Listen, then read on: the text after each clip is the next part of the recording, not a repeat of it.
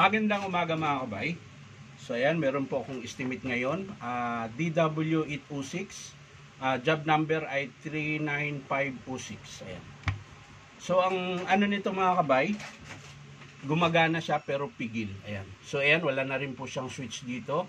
Dito na lang nila kinabit yung switch. Dahil peace out model na po ito. So maaring wala na silang nakuhang switch nito. Kahit sa amin, medyo malabo na. Kaya eto, hayaan ko na ito, hindi ko na to i-estimate, hayaan ko ng ganito dahil okay naman po rin ito. Ayan, so isasaksak natin, ayan, nakasaksak na po. Mapaandar rin po natin. So pigil po yung andar niya.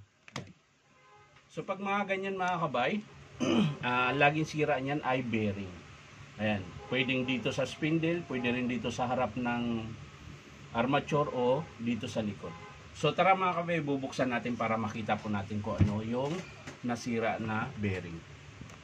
So yan mga kabay, nabuksan na po natin, natanggalan natin yung screw. So tatanggalan po natin yung takip. Ayan.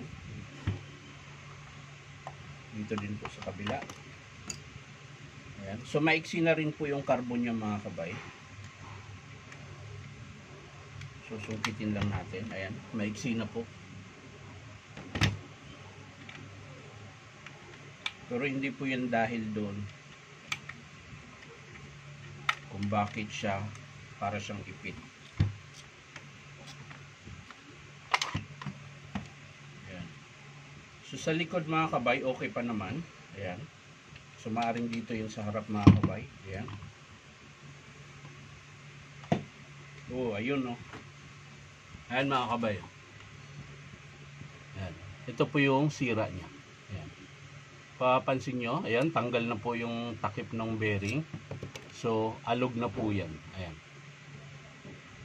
So, ito po yung sira sa harap. So, ito yung mga kabay, yung old model.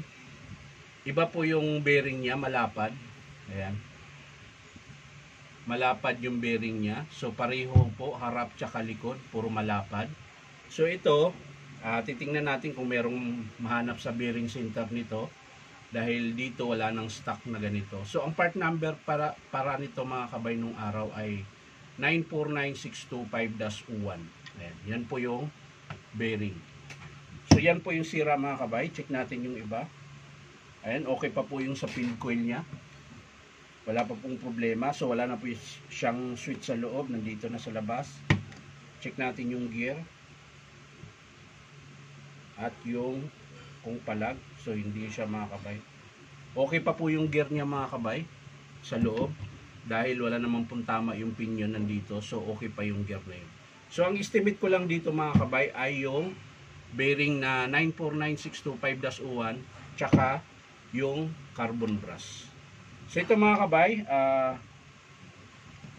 hindi ko na po papakita kung paano buuin, papakita ko na lang sa inyo mga kabay kapag in-approve ng customer at kung may mahanap pa tayo na bearing na ganito. Pero palagay ko sa mga bearing center meron ito. Ayan. So yan lang mga kabay. Maraming salamat sa panunood at palike and share na rin po.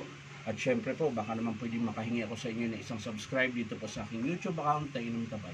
So maraming salamat ulit mga kabay. Bye-bye.